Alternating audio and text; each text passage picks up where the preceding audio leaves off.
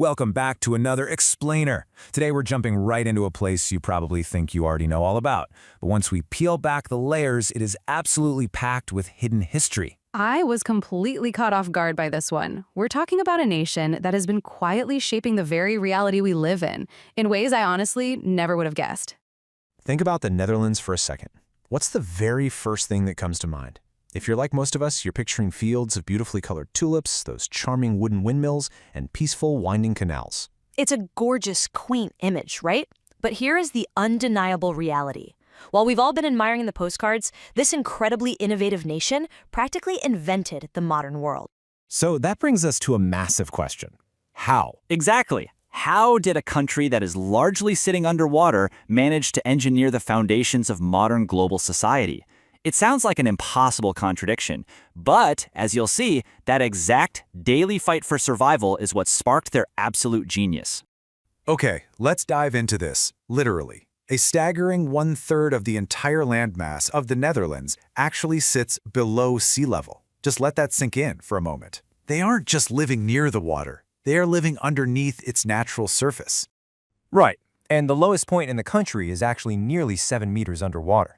If it weren't for centuries of absolute masterclass engineering, creating this extraordinary, complex system of dikes, pumps, and storm surge barriers, entire bustling cities, including Amsterdam itself, simply wouldn't exist. They'd be at the bottom of the sea. Section 1. Pioneering the modern economy, from global trade to crashing markets. That intense do-or-die survival engineering didn't just stop at water management, it translated directly into engineering the global economy. They had to be deeply resourceful, and that resourcefulness changed the way the entire world handles money. Get this. Back in 1602, the Dutch literally invented the world's first stock market. They needed a way to fund the massive, incredibly expensive trading voyages of the Dutch East India Company. So they just created a system where people could buy shares of the risk and the reward. The Amsterdam Stock Exchange is officially considered the oldest modern exchange in human history. But of course, when you invent a brand new financial system, you also invent brand new ways to break it. Right after creating the stock market, the Dutch accidentally triggered history's first recorded economic bubble. And it wasn't over gold or oil. It was over tulip bulbs. During what we now call tulip mania in the 17th century, these flowers became so intensely valuable that at the absolute peak of the frenzy, a single bulb could cost more than an entire luxurious house in Amsterdam. Section 2. Social and green innovations, reshaping society and nature. Because they didn't just reshape money and markets, they turned that exact same innovative spirit toward reshaping biology, society, and the environment. For example, did you know that carrots were originally purple, yellow, and white? They definitely weren't orange. Yep, back in the 17th century, Dutch farmers selectively bred the carrot to be orange, specifically to honor the Dutch royal house of Orange. Their agricultural tweak was so successful that it became the global standard we all eat today. They literally redesigned the carrot. And their pioneering spirit extends deeply into modern human rights, too. In 2001, the Netherlands became the very first country in the entire world to legalize same-sex marriage. They achieved this historic milestone bravely, leading the way and beating most of Western Europe to the punch by over a decade. They're also rethinking our urban environments in some brilliant ways. Take the city of Utrecht, for example.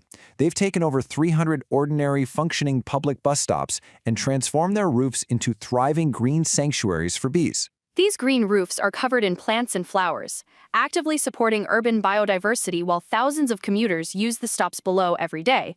It's a simple, yet wildly effective green innovation. Section 3. Everyday Dutch quirks, bikes, giants, and licorice. Beyond the grand historical milestones in green cities, everyday Dutch life is filled with some incredibly quirky, totally bizarre realities. Let's look at how they live day to day. You might know they like bikes, but the sheer scale of it is unbelievable. Right. There are 17 million residents in the Netherlands, but there are over 22 million bicycles. That is literally 5 million more bikes than human beings. Because of this, massive bicycle traffic jams are just a regular, everyday occurrence in Amsterdam. If you ever visit, you'll also be looking up a lot. The Dutch are officially the tallest nationality on Earth, with men averaging around 6 feet tall. And scientists point out that this impressive height isn't just genetic luck. It's heavily attributed to centuries of rich dairy farming and a diet historically packed with high-quality protein. But they don't just eat dairy. They have an absolute unyielding obsession with licorice. They call it drop, and if you walk into any shop, you'll find over 80 different varieties. And the volume is wild. They consume a staggering 2 kilograms. That's nearly 4.5 pounds of licorice per person every single year. They take their candy very, very seriously. Now, an absolutely crucial point is getting their name right. Most people around the world use Holland and the Netherlands completely interchangeably.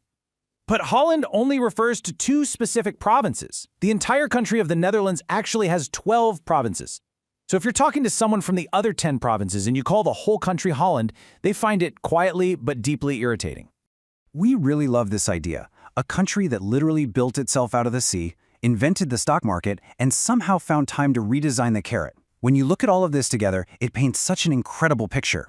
This is a nation that quite literally pulled itself out of the ocean depth to survive, engineered the global financial system, pioneered massive social milestones, and still tweaked our vegetables just for the aesthetic. It completely shatters that quiet postcard image, doesn't it? It really does. The Netherlands is truly a small country with an undeniably outsized impact on history. Which leaves us with a pretty fascinating thought to end on. If a country we usually associate with just tulips and windmills actually built the modern economy, what other small places on the map quietly built the world we live in today? Keep that in mind the next time you look at a globe. Thanks so much for joining us for this explainer, and we'll catch you in the next one.